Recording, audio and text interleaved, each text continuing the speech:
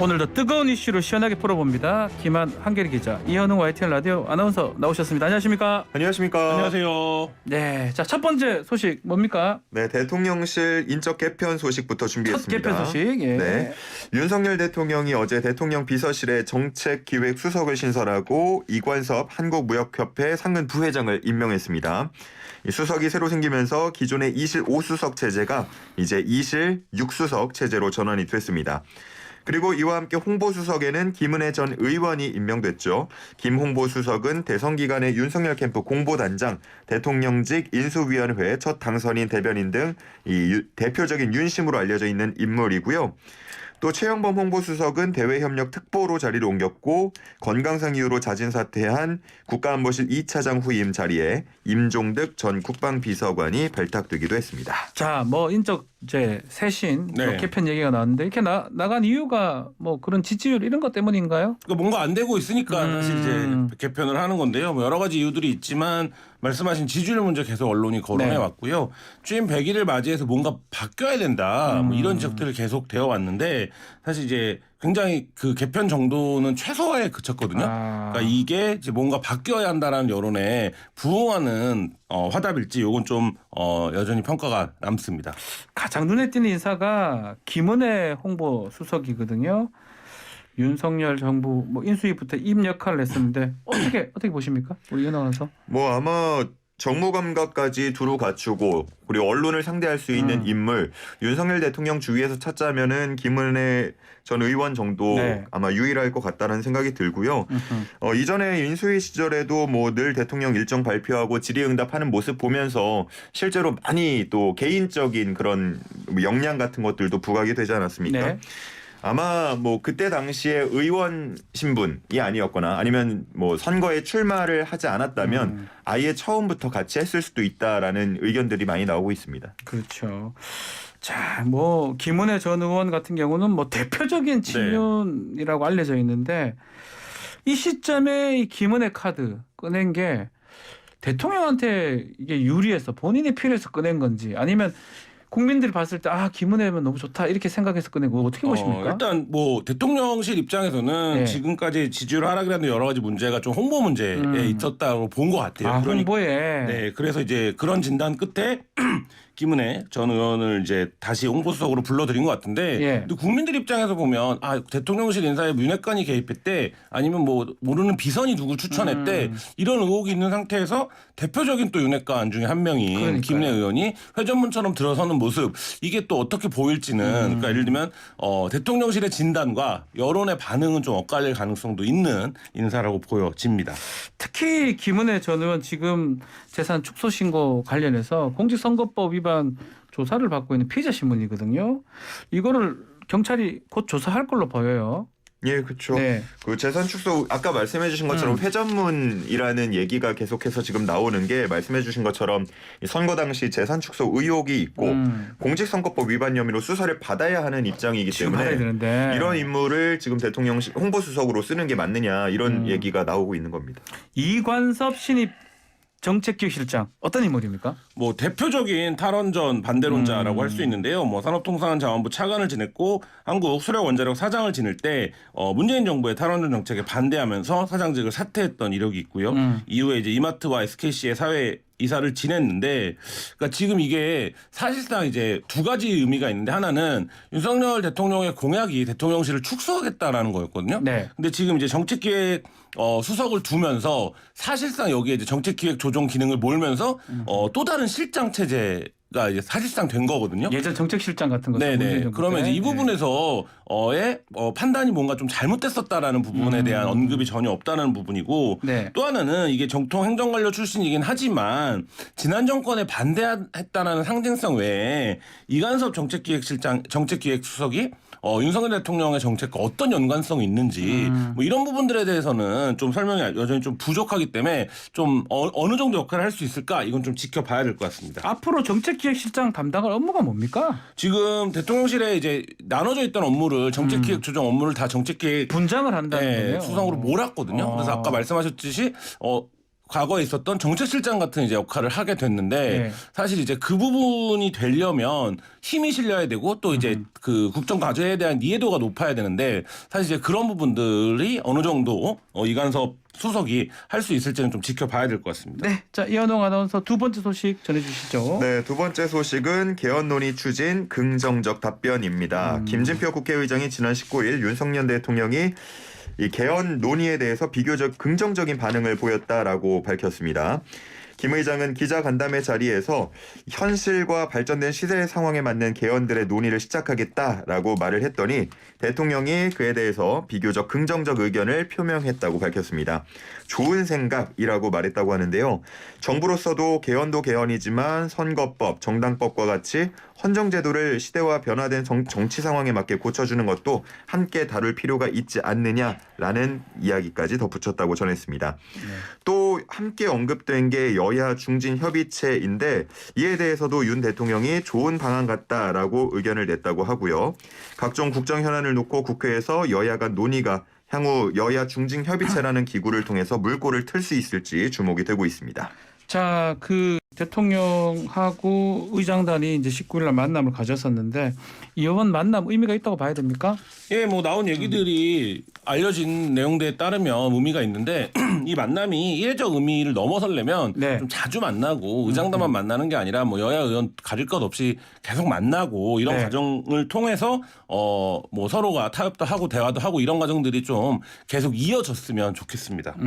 협치로 볼 수 있을까요? 윤석열 대통령의 의지.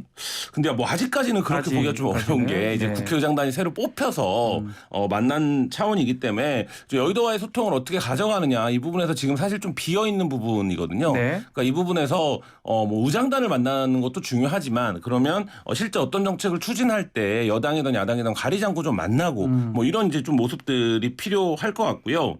일단 기본적으로 협치라는 표현을 쓰기 위해서는 야당과의 대화가 중요합니다. 근데 지금 이제 대통령실과 야당과는 거의 뭐 대화를 했다라는 게 언론에 보도되지 않고 있기 때문에 이런 과정들이 좀 회복되거나 복원될 필요가 있다. 이런 그러면 생각입니다. 지금 말한 거 이재명 예컨대 대표로 선출이 되면 여야 영수회담 네. 가능합니까? 뭐 가능하냐 안 하냐를 떠나서 만나야죠. 만나야 된다. 예, 무조건 만나야 되는데. 열어야 된다. 네, 그 부분에서 우리가 지금 예. 이제 그 질문하신 것처럼 만날 수 있을까 이런 이제 의문이 들잖아요. 근데 이거를 대통령실에서 먼저 움직여서 만날 수 있는 자리를 환경을 만들고 네. 의제를 정하고 뭐 이런 과정들을 좀 선행해 주었으면 좋겠습니다. 자, 세 번째 소식 전해주십시오. 네, 세 번째 소식은 김건희 여사의 추천 명단입니다. 김건희 여사 추천으로 문재인 전 대통령 사저합 욕설 시위를 주도했던 안정권 씨 등 극우 유튜버 30명 정도가 이 취임식에 초청이 됐다라는 보도가 나왔습니다. 한겨레 신문 보도를 통해서 지난 19일에 전해진 건데 이 내용을 살펴보면 여사님 추천이라는 분류로 보수 성향 유튜버들이 취임식 초청 명단에 다수 포함이 됐고요. 이 명단을 보면은 이봉규 TV, 시사창고, 가로세로 연구소 등 보수 유튜버들이 대거 포함이 돼 있었습니다. 그리고 안 씨가 뭐 취임식을 앞두고 SNS에 초청장 공개한 사실 뭐 이미 알려진 바 있고요. 또 안 씨 등 보수 유튜버들이 김 여사 추천으로 명단에 포함됐다는 점 이번에 보도를 통해서 처음 확인이 된 겁니다. 네. 그리고 또 대통령 관절 리모델링 공사를 맡은 업체 대표 김모 씨 역시도 이 김 여사 추천으로 취임식 초청자 명단에 포함이 됐다는 보도가 나왔는데요. 해당 업체는 취임식 보름 뒤였던 지난 5월 25일 약 12억 원 관절 리모델링 공사를 수의계약으로 수주한 바 있습니다. 자, 이 명단 네. 한겨레가 단독으로 입수했네요. 네. 와. 제가 입수한 건 아니었고요. 본인이 입수한 건 아니고 네. 우리 김한 기자 입수한 건 네, 아니고. 기사를 보면 네. 그 대통령실 복수의 관계자들이 등장을 하거든요. 근데 뭐 이름이 실명까지는 아닙니다만 이제 복수의 관계자들이 등장한다라는 것은 대통령실 내부에서 이 명단 내부 제보 보는 게 맞다. 보는 게 이제 맞을 것 같고요. 예. 기사의 이제 문법대로 보면 그리고 이제 이게 논란이 뭐냐면 청와대 대통령실에서 애초에 없다, 뭐 있다. 뭐 이게 말을 그렇죠. 계속 바꿨어요. 계속 바꿨습니다. 근데 우리가 상식적으로 생각할 때 명단이 없이 초청자를 부를 수는 없지 않습니까? 그렇죠. 근데 이제 그런 면에서 보면 대통령실의 이 초기 대응이 이 문제를 더 키웠다 이런 생각도 듭니다. 자, 지금 공사업체 대표가 취임식에 참석했다고 지금 밝혀졌는데 민주당 입장에서는 국정조사 명분이 정말 더 크게 생겼던 것 같아요. 네, 이 부분은 조사가 좀 필요해요. 왜냐하면 아. 이 대통령 그 청와대가 이 행사에 예. 워낙 많은 사람들이 초청이 되기 때문에 사실 뭐 초청된 그 자체를 뭐 다 문제 삼을 수는 없겠지만 여기에 초청된 업체 대표가 보름 뒤에 실제 대통령 뭐 관저면 가장 핵심적인 그 기능을 하는 것 아니겠습니까? 그렇죠. 이 공사를 수주했다라는 건 어떤 연관성이 있는 건지 뭐 이런 부분들에 대해서는 충분히 조사를 해 봐야 될 이제 필요성이 생겼습니다. 더불어민주당 이미 관저공사 특혜 의혹 내용으로 국정조사 요청을 했는데 23일 국회 운영위에 이 얘기가 많이 다뤄질 것 같습니다. 네, 뭐 당연히 따져봐야 할 문제라고 하고요. 네. 이 수의계약이라고 하더라도 뭐 굉장히 이례적으로 빠르게 그렇죠. 진행이 됐고 당시에 뭐 몇 시간 만에 진행이 됐다, 업체 선정이 됐다 이런 얘기들 나오지 않았습니까? 그렇기 때문에 당연히 좀 따져봐야 될 문제라고 보이고 이 관련이 없는 듯 좀 선을 긋는 듯한 태도를 보이기도 했는데 이번에 이렇게 취임식에 초청된 사실이 알려지면서 다시 좀 의혹이 불거지고 있습니다. 결국 국정조사 국민의힘 협조하지 않겠다고 네. 했는데 결국은 김진표 국회의장이 단독으로 좀 결단을 해야 될 그런 상황인가요? 그러니까 뭐 정치적으로 보면 그런데 현실적으로 국회의장이 국정조사를 단독으로 결정하기는 쉽지는 않습니다. 쉽지는 않기 때문에 사실 이제 이게 국정조사가 되냐 안 되냐는 지금 이제 여러 건들이 계속 겹쳐지고 네. 있거든요. 그러니까 이 부분에 대해서 결국엔 어느 정도 폭발력을 갖느냐, 더 예를 들면 추가적인 문제 제기가 나오느냐 이 부분이 굉장히 중요할 것 같고요.